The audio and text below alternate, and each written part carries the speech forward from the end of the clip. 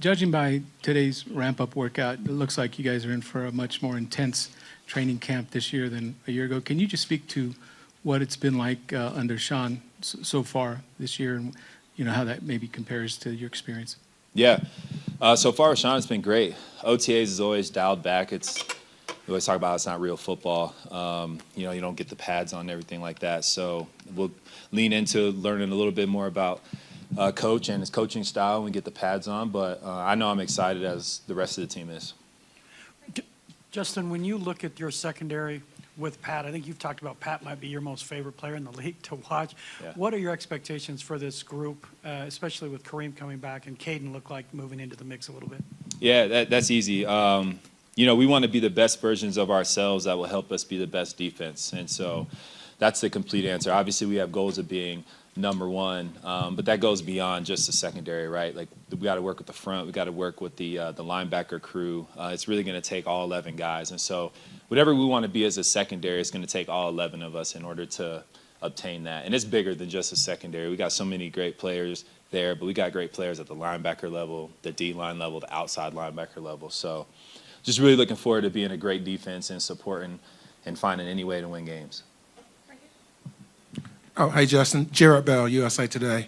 Just to get back to the culture change with Sean Payton, is there a takeaway message or theme that you can share with us from his camp opening message, just kind of where he wants to see the team go with its psyche? Yeah. I think the number one thing is just to win and find ways to win, right? I said it, preached it during OTAs. It's been a very, for me personally, the number one word I associate with coach is just education. I think the way that he teaches and the way that he's so knowledgeable in his explaining situations is something that I feel like is really unique. So that would be the number one thing that I say. What was your reaction when Eddie got suspended from gambling? Were you surprised? No, I think my initial reaction is, support Eddie and be there for him. As a team, obviously, I want to reach out and make sure that if there's anything that we can do to help him and support him, we're doing that. But in the same breath, too, we've all made mistakes. And as unfortunate as it is, like I said, we're going to support him and be there for him. But, we do have a job. It's just like if someone were to get injured during the season, as unfortunate as that is, we do have a job. We still need to go out there and play and win games. And we know the importance of that, especially here in Denver. And so that was kind of my initial thoughts of it. Justin, DeMarcus Ware is getting enshrined in the Hall of Fame coming up here. What do you remember about just the year you crossed over with him when you were a rookie and he was in his last year here?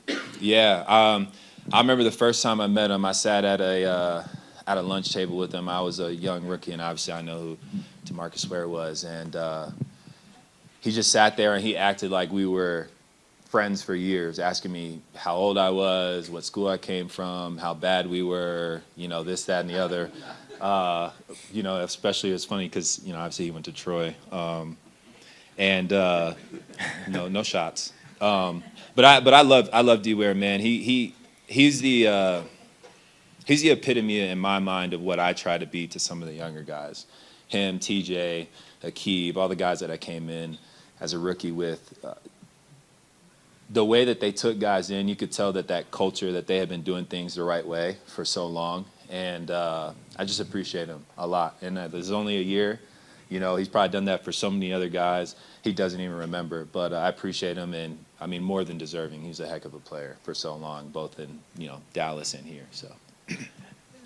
Justin, when you stood up here before camp last year, actually right there in the field house, you talked about how that was kind of really the first year you let yourself get up there and kind of really have express your optimism about where you guys could go in this season. I'm curious just now, how is it more day to day that you approach it from a mindset perspective now? How do you look? What's your outlook kind of now into this season? Yeah, my goals are still the same. Team goals and team wise, everything is still the same. The day to day approach, I think for me, needs to be a little more amped up. You can't think too much into the future. You can't look into the past. It needs to be a day to day approach. And that's just how I'm approaching it this year. And I still believe in the guys that we have on this team. And it is a new team. That's how it is. Each and every year it's a new team, and you got to approach it that way Forget about the past. It's just like throughout the regular season, you win and you lose. You win on Sunday, you forget about it by Tuesday when you're done watching the film on Wednesday. Off days Tuesday, when that's done, you're on to the next week, win or loss. And so it's the same thing year to year with the new team. Whether you did poorly or you won, it's a new year, fresh slate. All anyone cares about is 2023 this year, and then whatever else happens.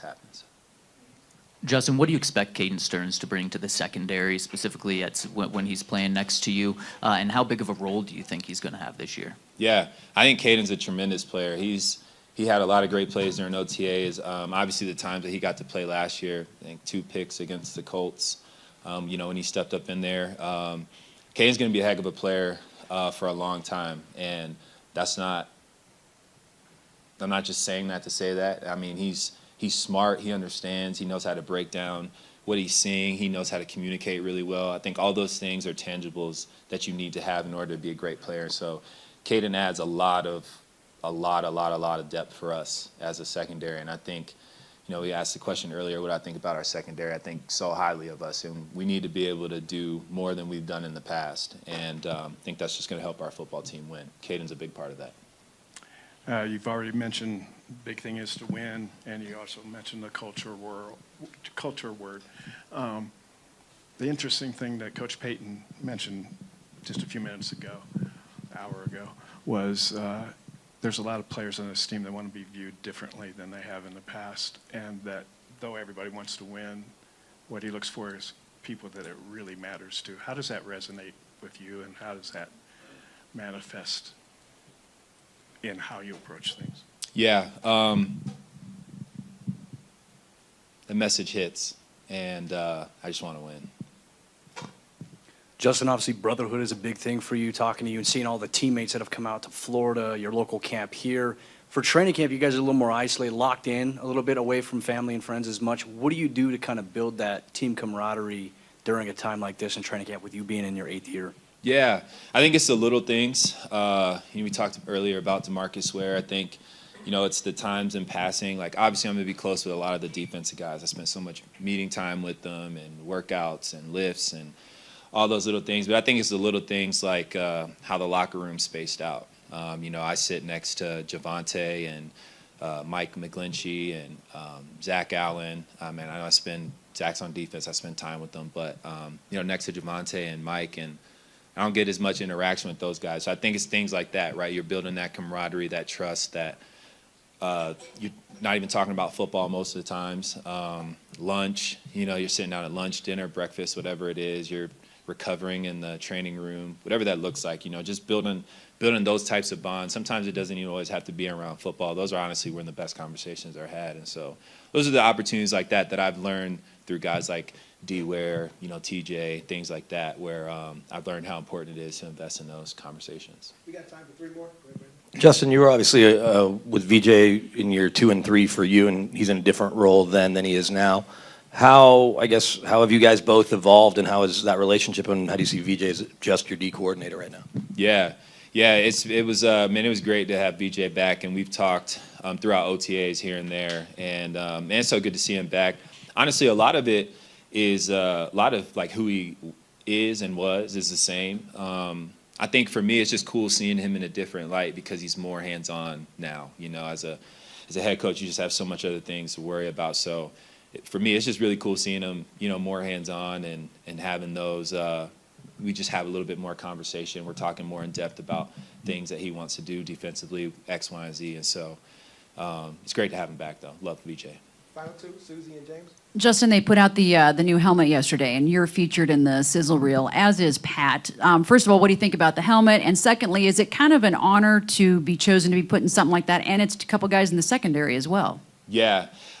First, I think the helmets are really neat. I think anytime you can just have something new, kind of like spice it up a little bit, I think that just brings a whole new level of excitement. And I know the guys are excited. I was super excited when I got a chance to see him. It was really hard to hold my excitement in. I wanted to tell everyone, and so it was really cool. And I think, I think also it's just a breath of fresh air too. At the same time, like guys, you know we have the color rush, and those are really cool a few years ago. But then you're like, okay, color rush. But now, you throw in the helmet, and it's just like I said, it's a breath of fresh air. Guys are really excited, so I think it's really cool, and it's always an honor to be able to do things like that. You're asked, and I never want to take those things for granted. So I just think it's a really cool honor to be able to be asked to be in the unveiling of it, and I'll never take those things for granted. Three-part question. No, I'm just going to last one. I've heard you say it a couple times, Justin, about describing Sean, and educational is the word you've used multiple times. You're a smart player, so I'm curious, this might be hard to answer, but how would you describe how Sean views the game? Yeah. Does that make sense? Yeah, I think that makes sense. The best way that I could say is it's like a numbers game. Everything's very, I don't know how else to say it other than like the first thing that came to my mind when you brought that up was the movie, I think it's called 21. There's that young man that's in college. He gets invited to go, with his teacher, and they obviously do things that are not legal. But the thing that caught my mind, though, is just how it was just very number based. Like, if you get this, your chances of doing the blah, blah, blah. Like, for me, that's how I approached it. Like, I didn't realize some things were very statistical in a number sense from an educational standpoint. And I think that's the closest way that I could compare that is with him, the way he breaks things down and he's explaining it to you. I recognize better when things are number based. Like, I have a higher chance of winning the rep or winning the game or winning the down depending on the outcomes of what we're going to do, how we do it, X, Y, and Z. So it's probably the best way that I could explain it. Yeah, I do like that movie. It's a great movie. Appreciate you guys.